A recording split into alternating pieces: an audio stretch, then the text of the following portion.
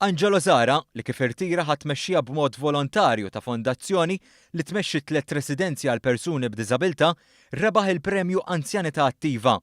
Dan hekk kif taħt it-tmexxija tiegħu l-istess fondazzjoni fetħet workshop li jservi wkoll bħala terapija għal persuni b'diżabilità li huma residenti fih dan l-istess residenzi. Premju li jirrikonoxxi l-importanza li kull persuna, irrispettivament mill-età tagħha, tibqa' attiva fis-soċjetà.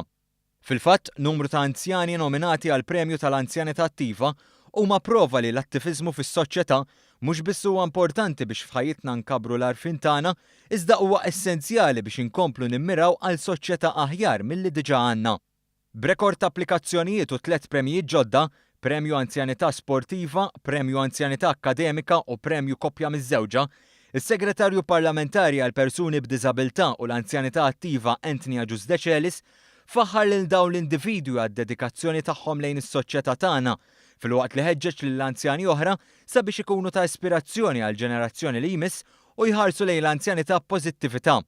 Din is-serata ippremjat numru ta' anzjani oħra għall-attiviżmu tagħhom fosthom Joe De Bono Grech, persuna li ħadmet ħafna tul ħajjita huwa ta' eżempju ċar ta' anzjanità attiva. Kif ukoll il-koppja Carmelo u Melita Psajla, koppja li għadhom mimlijin bl-imħabba u l-lealtà lejn xulxin wara 66 sena ta' żwieġ.